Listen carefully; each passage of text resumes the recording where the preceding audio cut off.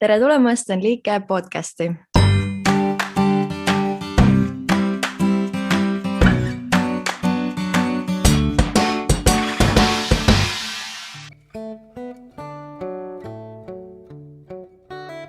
Compared to Estonia, where we're a lot younger country, we don't have so many systems in place, which means you as a young person, if you have ideas, initiative and courage and some willpower, then you can change things or you can be part of changing system. And if you want to be friends with Estonians, just be patient. They need some time because they need to get to know you. You need to build the trust. Don't expect Estonians to invite you somewhere. That's the one thing. You have to show initiative yourself. Now I want to start my own podcast. I wanted to develop this and I wanted to be a better interviewer, and I'm doing it to overcome my fears and stuff, and I learn, I gain from it, and others can hear cool stories, and Estonian society can hear how amazing people we have here.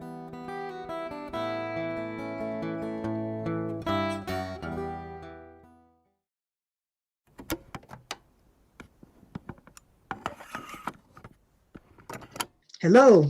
So in this episode, I will have a new guest from Estonia, the country that I live now.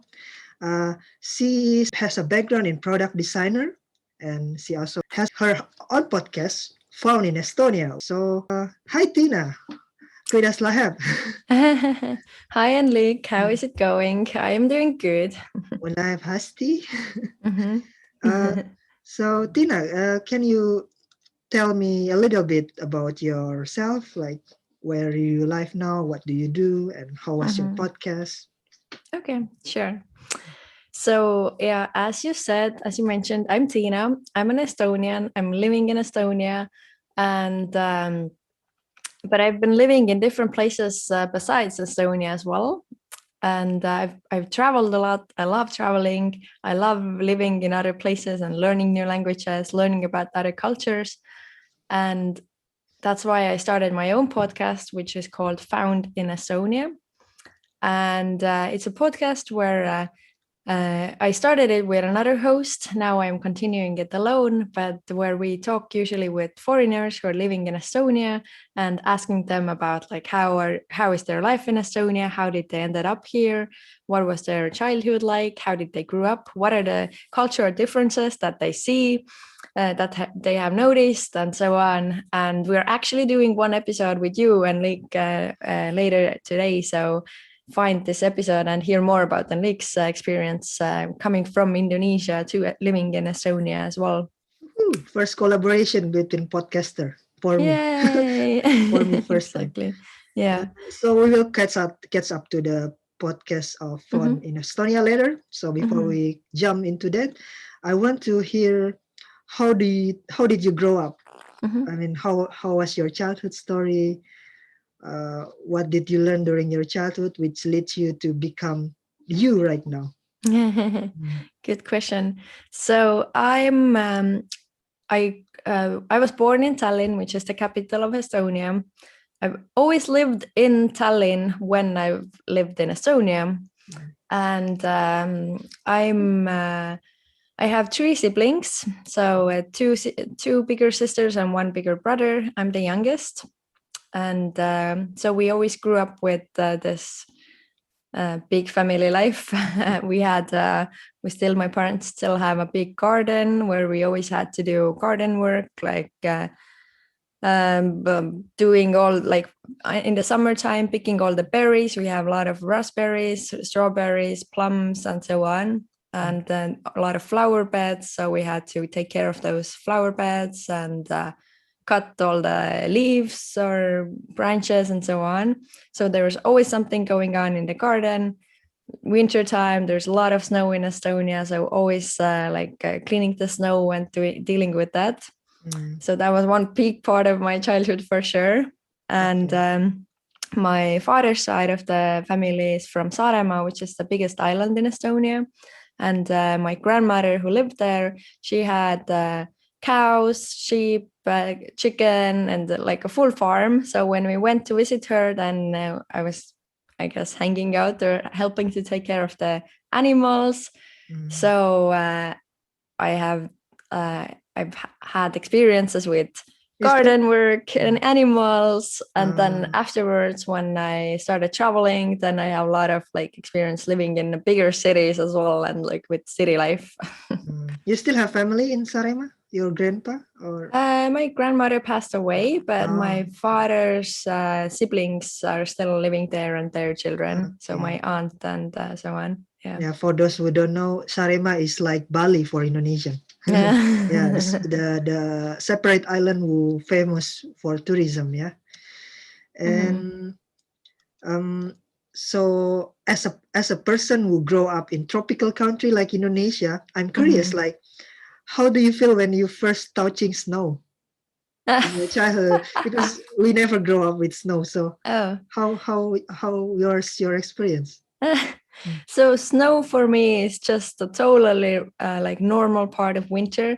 When I saw like Santa Claus on movies and the commercials and everywhere, he always had this thick coat because it's cold outside during winter time. It was always snowing, and that was like my reality. That was how it is. Only nowadays I realized that it's not the case for everybody in the world. But yeah, for me, it was just a normal part. I don't remember my first encounter with snow. It had to be like, since I was born in February, which is winter, so, and I was born at home, so, and then going to the hospital, so I guess I saw the snow already like minutes, an hour after I was born. So oh, that's interesting. Do you have a record of snowman building? Like, how big can you make during your time, during your childhood, maybe? Nope, haven't measured that. But I do remember like some winters when there was like lot of snow, and we had to clean the carway so the car could enter. And I remember it like there was so much snow that it was past my hip. So pretty much like half of my body was, if I would have fell into it, half of my body would have been under the snow. But that's quite extreme. That's not like a case in every year. Yeah. Because in Indonesia, because we don't have snow, so we build snow inside the building. Like there's a attraction in one of the entertainment center when we can feel the snow, artificial snow. Oh, wow. I don't think I've ever felt artificial snow. I don't know how that feels.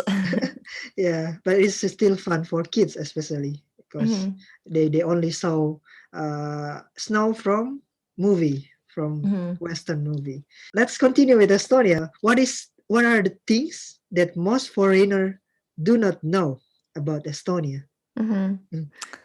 Yeah, like some special thing that some people didn't know.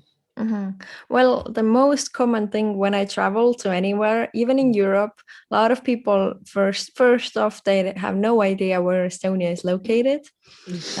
So that's something that I always have to explain. I usually explain and by saying that it's a small country next to Finland. And the other thing that people usually ask or don't know is that we have our own language, which is Estonian language. So that's always something that people just don't know about. And I have to explain that, my native language, the language that I speak with my family and I was born with, is Estonian, which is a separate language, which sounds totally different from Russian, from German, from Swedish and other countries. So it's a funny story that how different this language is from most of the other languages. This is some foreigner also find difficulty. What your suggestion or tips to make a friend with locals, with Estonian? Because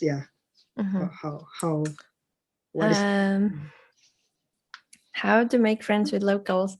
Well, Estonians are, a lot of people say that we are like hard to get to know to and cold people, but I would say that it comes from our background. Like I was grown up with, my parents always said that don't talk with strangers, don't take like candies from strangers, don't go with like if somebody gives you candy on the street and invites you somewhere, you never accept it. Like that's that's a sign of like danger or something. So I would say most people are grown up like that, and this is also part of the reason why people are not so open for some new people. And this background comes from because our parents grew up in Soviet Union, where everything was suspicious. You had to be suspicious, and you never knew what people had other motives, and they or what who is listening, and you couldn't speak freely about stuff. So I would say this is like comes from the upbringing of our parents. Yeah. And we, the young generation now, I think we have some of it left, but a lot of people are traveling more and more and seeing that, okay, world is changing. There's so many interesting cultures, there's so many countries, and people who are traveling more are more open to new people. And if you want to be friends with Estonians, just be patient. Don't be like, you shouldn't expect that if you start talking to them once and you invite them somewhere that they are coming. They need some time because they need to get to know you. You need to build the trust. And then when you gain that trust, then you're probably they're good friends to have, and they're like for a long time, and you can actually like rely on them. If you have some issues or troubles, then it's totally fine to call them in the middle of some night or something to ask if they could come and help. Like then they're like reliable friends. So be patient. Don't be like too dominant. Give them time to answer and to reply and to think about their answers, and just take small steps. I would say, because I learned Estonian also has a personal space. So give the person space, time to know us. Yeah, but also I would say that don't expect Estonians to invite you somewhere. That's one thing. You have to show initiative yourself. You have to, if you're a new person and you want to go to the movies with them, they are probably not going to ask you to the movies. You have to tell them that, oh, I saw that this Ükssarvik Unicorn, there's a new movie. Have you seen it? I would love to see it. Do you want to watch it together? Because, and that's been my experience living abroad myself as well. It's not only about Estonia. It's like when I lived in Switzerland and in New York. If you're the new person and you want to do something, you should never expect other people to understand or read your mind that you're waiting for their invitation. When they do invite you themselves, it's such a nice bonus, but don't expect it. You have to be the one who's initiating those things. And even if they say no one time, then you should still be persistent and ask again and show initiative and invite them somewhere that you want to do. And then at one point they will most likely, if the thing you did went well, then they will invite you to some other places as well, and birthday parties or whatever. Yeah, it sounds like a philosophy of playing football. Don't wait for the ball comes to you. Catch the ball. Catch the ball. And that's also my way of connecting with locals. So if there's some volunteering activity, like last week I joined the planting tree event in Tallinn. So I getting know about the community and register for it, even if at the first I found difficulty because the information only available in Estonian language. But with the technology, everything can be helped. Yeah, I can translate it, the information, and just register it and come to the event and talk with them in the event. Because so the lesson is find something that I like volunteering, hiking, and find the community, local community that suitable, that has some kind of regular event. Yeah. Okay, let's move on to last question about Estonia.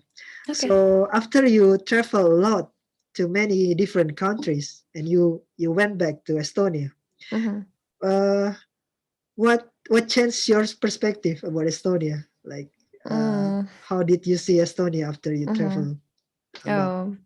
It has changed a lot, and it really depends on from which country I'm coming back to. I'm coming back from. For example, when I came back from Switzerland to Estonia, then I was really sad. I came to Estonia and I was walking on the street and I felt like looking around. I was like, oh my God, everything is so dirty. Everything is broken. This house is broken. This is abandoned house, or this has some spray paint on it. This road, there's some trash in there. Like I could notice all of these things because compared to Switzerland, it was in Estonia is slightly in like more dirtier, I guess.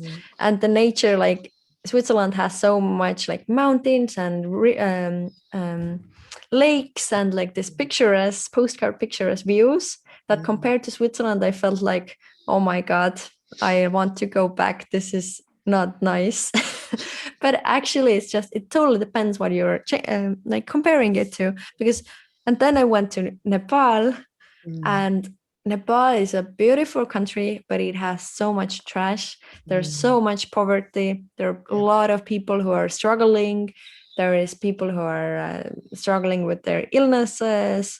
Nobody knows anything about trash, so they're just piling it everywhere under bushes and so on, plastic bottles. And I came back from Nepal, and the roads are in such a bad condition that it takes like 6 hours to drive like 100 kilometers, which in Estonia you could do like under an hour. So, or with 1 hour. And so I came back from Nepal, and then I was just like walking around in Estonia in the streets of Tallinn, and just my eyes were shining. I was like, oh my God, it's so peaceful. It's so beautiful. There's so like everything is in such a good condition. Streets are so clean. People are so nice. Like, and like it's so nice to walk here because like there was a social the way I look is so different from people in Nepal. So I got a lot of attention, and it was always like you get so exhausted of being like noticed all the time on the streets. And in Estonia, I just blend in. Nobody cares, so I can just relax, go to some places, and like I know where everything is located. I have access to, I can borrow a car from somebody, drive half an hour, be in the middle of a forest. It's so peaceful, so clean, so nice. So these are like some short examples of how different it could be after my travels. And now, but there are like good things like compared to Switzerland. I see here like some good cool things as well. Like, and for example, in Switzerland, it's a really rich country, and they're really efficient with their systems, and they have like systems are in place already. Like you as a young person, you don't have that much opportunity to change anything because systems are in place, they're working, everything is running smoothly, everything is fine. But compared to Estonia, where we're a lot younger country, we don't have so many systems in place, which means you as a young person, if you have ideas, you can actually if you have ideas, initiative, and courage, and some willpower, then you can change things, or you can be part of changing systems, or you can be part of something new initiatives. And I feel like it's easier to create these initiatives here. So that's what I'm excited about right now. Yeah, and I guess less bureaucracy in Estonia. Everything works so smooth. And how about food? Because for me as an Indonesian, every time I think about Indonesia, I don't miss the traffic jam. I don't miss the crowded city. I miss the food only. The food I always miss. The food. Well, the thing is, I grew up with this food, so it's really common for me. Okay. But one thing I miss about New York, for example, is the food. Like New York is such a multicultural country that there's so many food places. Like if you talk with somebody like, let's go out, then let's go eat something, then the first question is, so what food do you like? And then you choose the neighborhood, and then you see what and then you choose the regarding like, are you feeling like Thai food, or are you feeling Chinese food, are you feeling Vietnamese food, are you feeling French food, are you feeling Russian food, Ukrainian? Like you have everything there. And then you come back to Estonia, and when you want to meet up with somebody in Tallinn, you're like, oh, okay. Usually I'm like, okay, let's go to Telliskivi. Like you choose the neighborhood first, and then you go there and see which food place has like open seatings or which one has space, or you go to places because of their atmosphere, not because of their food. At least I do, because food is so similar in most places here. Yeah.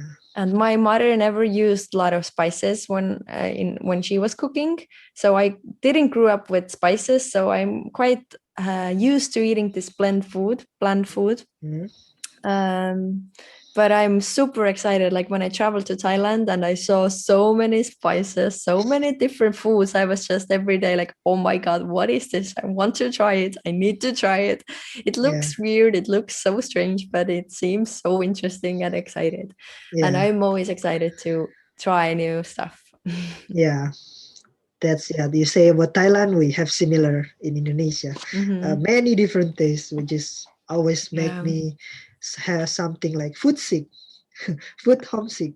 Yeah, I haven't been to Indonesia, but I would love to go. And one thing why or what I would like to do there is food. I want to see what you guys have. Last year I traveled to South Korea, and the weather was so cold at that time. But the one thing that I remember from there is the food. Like we ate so many different foods and so many things that I had never seen before. So that was so exciting to travel for. Yeah. Oh my gosh, I'm hungry now. Let's talk about podcast now. Yeah. So about your podcast, I really like the intro song. How it's called, the "Hey You, How We Met Before." Is it a Kaisa voice or your voice? It is Kaisa. Yeah, Kaisa. My co-host Kaisa. She was singing it. Yeah, she has a background in singing, so she came up with it, made the words, the lyrics, and sang it in. And I'm quite pleased with that. How it turned out. I really liked it. Yeah, because that's the good thing of about how make people remember your podcast from the song, from the jingle. And it's still like every time I heard the new episode from In Estonia, I waiting for that intro song. So cool. And also it's Kaisa creation, credits to her. Yeah. And so what makes you want to have your own podcast? Like what leads you to this kind of new industry, I guess? Yeah. It's also one of the reasons why I started learning design, because I have this mind that is running wild all the time, and I have a lot of ideas all the time and a lot of interests, and I love trying new things. And in recent years, I've loved overcoming my fears and doing stuff that scares me. I started like winter swimming as well because it was uncomfortable. I tried different eating styles. I joined an improv theater lessons because I was afraid of doing this. And I started taking singing lessons because I've always been afraid of singing. So it's been a lot about overcoming my fears, because I feel like once I overcome them, they actually give me so much power and self-confidence, so more confidence. And one thing that I've loved talking with people. So I'm a bit more, I guess, extroverted Estonian, or because of my travels, I would say that. Yeah, because I get a lot of energy when I talk to people. So, and I love talking with people. I love hearing their perspective on things. And I listen to a lot of podcasts myself and a lot of audiobooks, especially when I'm working out or running or doing stuff. And this piqued my interest. And I had this curious idea of like, oh, I would love to do it one day, but then I was quite afraid of doing it. So this idea was like going around in my head for a while, and then when I started more actively doing stuff that scare me, then I was like, okay, it's time now. I want to start my own podcast. But it was still daunting to do it alone, and so I found a co-host, Kaisa, and we started it together. And now the ball is rolling and it's going and going, which is really cool. And now it's not so scary. Now it's not scary at all anymore. And I'm so glad I started it, because I don't want to have like a big list of things I wanted to do but didn't. when I'm old. So I want to have courage, be brave, and do stuff that I'm afraid of. And because I feel like every time I'm doing something that I'm a bit afraid of, then I kind of like grow further. And then next thing, like every time I'm tackling something a bit bigger, so that kind of, I feel like it leads to somewhere. I have no idea where yet, but I'm pretty sure it leads to some cool big stuff. Yeah. I think I also learned like the most time consuming part of starting a new things, new hobbies, new activities is not about learning the skill itself, but it's about thinking about what will happen after I do that. Do that. So fear like, for example, uh, uh, when we want to start podcast, we afraid like maybe some people will comment negatively, like my voice is really bad or something like that. And for other example, like someone who want to live as a plant-based people, they will think like, how can I how can I survive without eating meat and with only eating plant? So it's like you said, overcome your fear, and it's the way of we grow up as a person. Yeah. Yeah. Okay, so talk about again when you start your podcast. Uh, how did you feel when you hear yourself in your earphone, in your computer? How does it feel?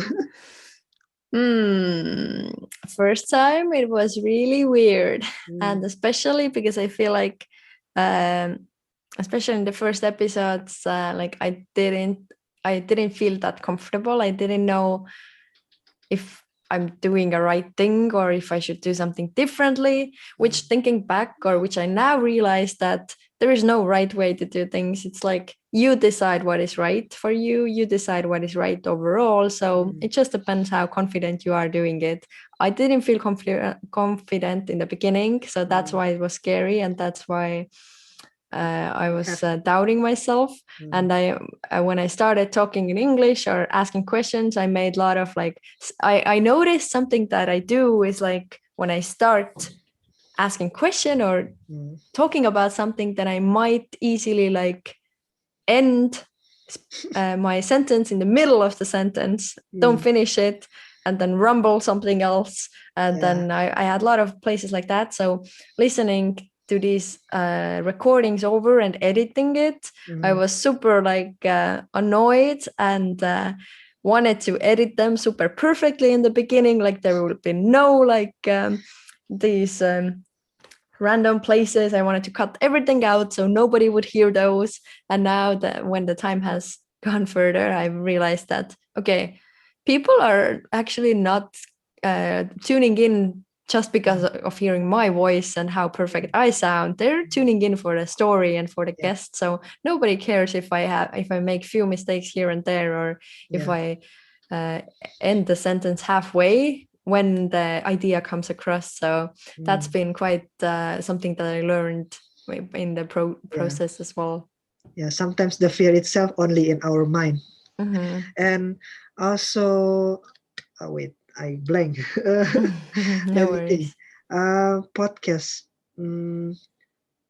When okay. Uh, so how did you learn the production? Like, prepare for.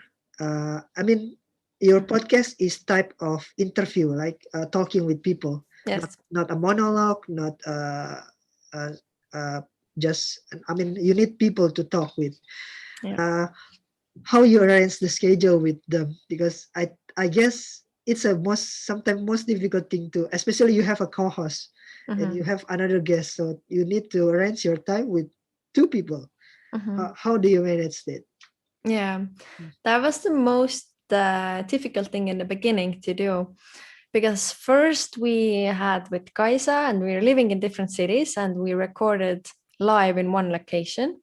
So first we chose the day with her at the time.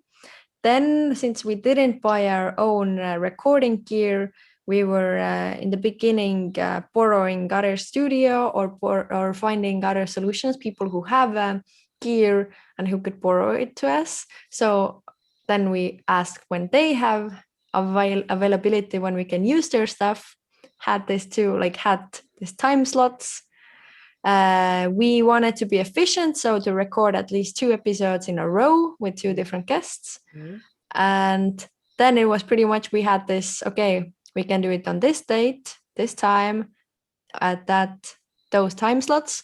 Now finding guests was like, in the beginning, who is available at the time, because we realized that we can't be too picky in the beginning, since our time is like, we're not so flexible with our time. Okay. But we have a lot of potential guests in our list, so we could invite them. But especially when it was during a work day, then it was a bit trickier and harder to find the people who match these time slots. But now, since we have had around 35 episodes already, wow. so now we've had certain like partnered up with, we have one recording studio in Tartu that we use, that I travel to Tartu and we book it for the whole day, and then invite people over there. And so we can be more, when we do it on the weekend, there's more people available and we can choose more who we invite. And in Tallinn, I have friends in this improv studio that I started going and who have recording stuff. So we've been using that, and that's more flexible as well.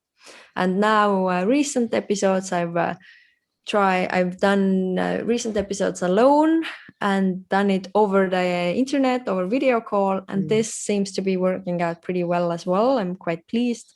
So, and this gives me so much more flexibility as well. I can do it like in the middle of the day, like during work days as well, and then just choose who I want to talk to and ask when they have time.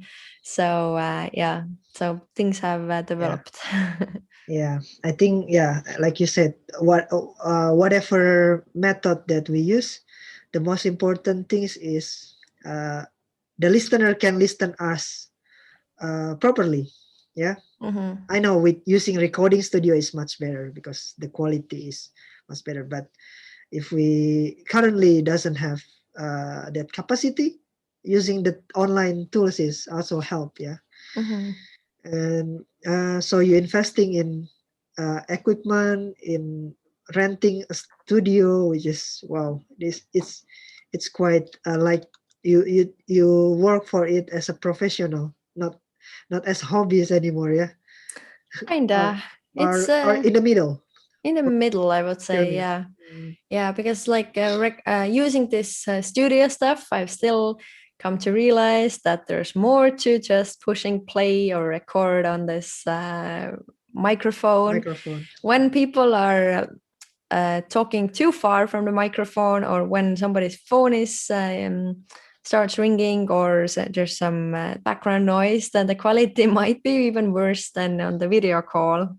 So that's why I started liking using the video call option lately as well. And especially when the other person has a proper microphone themselves, then it might be even better than renting the studio place and doing it over there.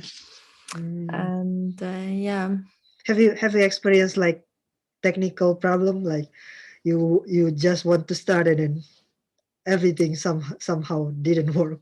Yes, I've had everything happened. So it happened, yeah? Everything has happened. Like the first time when me and Kaisa, we did the episode 0, where we talked about ourselves. And then we went to a co-working space here in Tallinn, which has a proper like podcasting room, special room where they have microphone and recorder.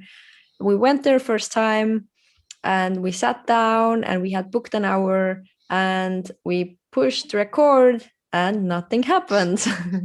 Yeah. And then the lady who usually works there and is assisting, she was not in that day. She had somebody covering her. And so the guy tried to help us, but he didn't know about this stuff that much as well. So we spent pretty much like 40 minutes trying to figure out how is this thing going to work.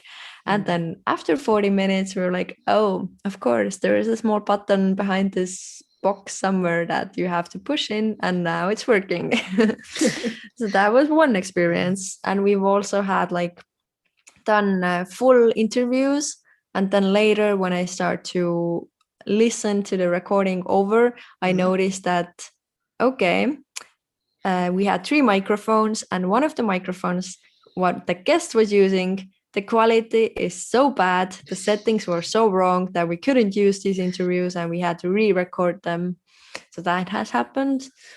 And probably something else that I'm already forgetting. Yeah. Okay, so let's talk about the content of your podcast. So you started on August, as I remember, August Yeah, we started 2020. publishing in August. We started Publishing. recording in end of May or June. Okay, so you already recorded back way before publish it. Yeah, because before starting, I was talking with few other podcasters who have done podcasts as well and asking their tips and advice. And one of them said that before you start, you should, and I was also Googling, so listening to what YouTubers are saying who are doing podcasts and so on. And one of the advice that I kept hearing was like, before you start publishing it, you should record at least 5 episodes before, so you could see if you actually like doing it, if you want to continue with it, how is it? And then when you start publishing it, you can publish more than 1 episode, so people have an opportunity to binge listen already and to get to know the podcast.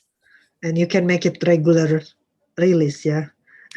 It's totally opposite of my way. Because I doing it's currently just as a hobby, not professional yet. But yeah, this good way. Like you can keep some unreleased episodes for the future release, so it will be in regular timing. Yeah. And how about the episodes? What did you learn from the guest, and what is more the interesting one that not more interesting, like most memorable that you still remember until now from the guests? Each guest had something special with them, so that's definitely the case. I remember the most interesting stories, like our guest number 1 or 2, Rufat from Azerbaijan. He was like talking super colorfully how he got trapped in a church in Rakvere, in a tiny city in Estonia. So that was a fun story to listen. And I remember laughing and hearing it with my like eyes wide open and being like, what the hell, how is this possible right now? So things like that are super fun.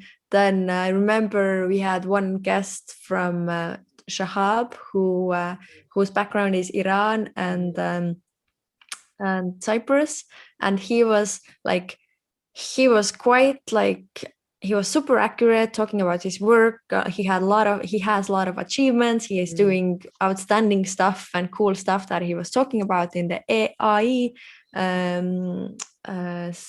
field, and in being consultant for the Estonian police, doing work in the university, having his startups. And then in the end, like after all of this like ambitious, hardworking stuff, he started talking about how much he cares and loves his cat, and how he had some accident where his cat got sick, and how he had a full story, colorful story around his cat. And then it seemed just such a big contrast of all like things that he had talked before, and it was so memorable and so funny to listen how much he cared about his tiny sweet kitty cat. And that was fun. And that's a good thing when we talk with new people. Some random but surprising conversations it can happen. And so maybe can you share tips for those who want to start podcasts, like they don't have background in podcasting already, Mm-hmm. but they want to make their own podcast. Mm-hmm. What's your tips? I would recommend, or I would say that talk to people who are doing podcasts and ask their advice. Like one thing that I got from another Estonian podcaster was to, before you start, write down the reason why you're doing it, and write down, like, even in the case that you would get no listeners at all, nobody's listening, why would you still want to continue and why would you want it? So because there's definitely, I have times when I'm like feeling like, wait, why am I doing this? Why am I putting so much time and effort into it? Mm. But then it's really nice to go back to this first like motivational letter for yourself and remind yourself, oh, okay, I wanted to develop this and I wanted to be a better interviewer and I'm doing it to overcome my like fears and stuff. And it's for me actually not like, or like, there's both ways. It's a win-win thing. I learn, I gain from it, but and others can hear cool stories, and Estonian society can hear how amazing people we have here. So there's a lot of wins in there. And then reading it, I'm like, oh yeah, okay, nice. That's why I'm doing it. So it's really nice to have this go-to buffer thing where you can read over, for example. Mm. And also my tip would be like, if you're too like, if you're really, you feel you want to do it but you're afraid to do it, then find a partner to do it Yeah. together with, and to start, it's easier to do it together with somebody. Yeah. Thank you. And okay, last question. Next Mhm. plan for Found in Estonia podcast. What's your future vision for? Yeah, maybe for this year, maybe. Let's talk short This term. year. Yeah, for this year and yeah, this year first. What's your target or? um so I really love doing vision boards. I love thinking about my future, brainstorming, doing different lists. I have a lot of like, I have many lists where years back I've written down like 100 things I want to do in my Oh, life, or where I want to be in 5 years, what I sure. want to my life to look like in 20 years. I have even now I have on my wall at my home in my living room, there's my vision board for the next 5 years, where it's visually like pictures what I want my life to be like, what I want to be like. So I definitely think about my future and things. But 1 year perspective, I feel like I'm since I know where I'm going or Mm. I know where I want to go, then I'm always moving closer to my mission board. Mm. And this year, for sure, I want to keep going with my podcast.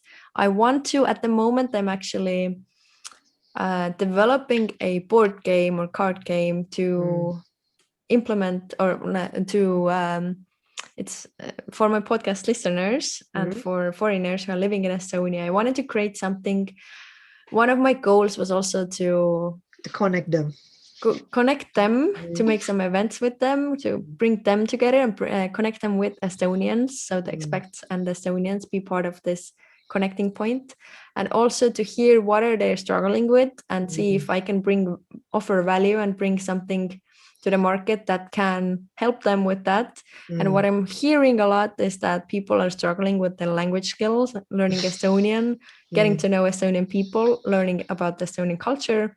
So I came up with this board game or card game that I'm currently developing and designing, that could be one of the ways that people could connect more and learn about the Estonian culture in a fun way, in in a fun way and bringing people together. So that's this year's one of the things that I'm definitely want to get finished in the next month or two, and then see where that leads, and then see how the feedback is, and maybe start thinking about next products or next things to work on and do.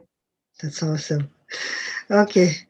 Uh, that's all about podcasts. So I usually asking one open question to my guests. So and it's different question every time. So this time, because you mentioned about 5 years vision, so if you have a chance, because this podcast will be available forever as long internet is exists, yeah. So if you have a chance to talk with yourself in next 5 years, what will you say to her, to yourself? I've actually done this kind of exercise as well. I love NLP and like learning about myself and self-development. And I've done this exercise where I've kind of walked in the footstep of me in 5 years and asking questions for Tiina in 5 years and hearing what she answers or what advice she gives me about something that I can't decide on or think through like different scenarios of if I would choose this thing right now, how would I feel like in a few years and so on. So your question was, what would she tell me right now, right? Just imagine you in a phone call with yourself in next 5 years. Okay. How what's your suggestion, or what's your what will you say to her? Just imagine. That's a hard question because I don't know how things will end up right now. It's easier for me to give advice to Tiina 5 years ago to give with my knowledge right now to give advice or to Tiina that was how she was 5 years ago. But I do hope my future Tiina is proud. My future Tiina is proud that I started with this podcast, that I kept going with it, that I kept overcoming different struggles that I have come up, that I've been developing myself, learning more about myself and doing stuff that scares me and meeting new people and enjoying life. I hope she can say that, okay, Tiina, like enjoy life, like weather is so good right now, and or there's so many cool things happening, just have time to enjoy life. Always.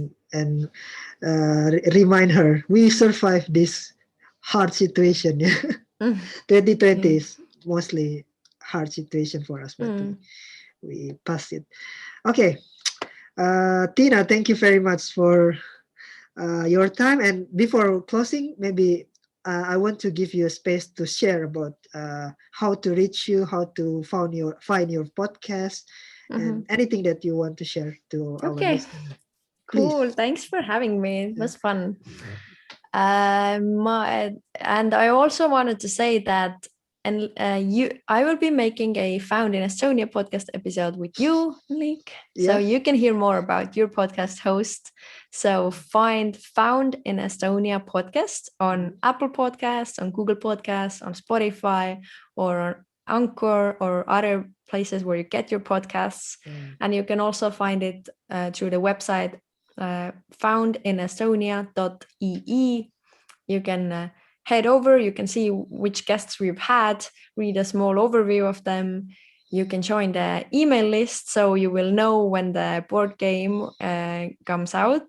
You will get notifications, and I will send monthly emails to our community listeners if there's an event coming up, or if I written a new blog article. There's a blog there as well, and you can buy t-shirts and stuff with our logos, and you can write to me through this website. Is the easiest thing. There's like if you scroll down, then there's just the box like write to me, or you can email me at Tiina, which is written with 2 I's, which is really normal in Estonia. So Tiina at foundinestonia.ee. Okay, thank you, Tiina. And I want to say something in Estonian. Aitäh sulle. Palun, aitäh sulle ka. Head aega, ciao. Head aega, ciao.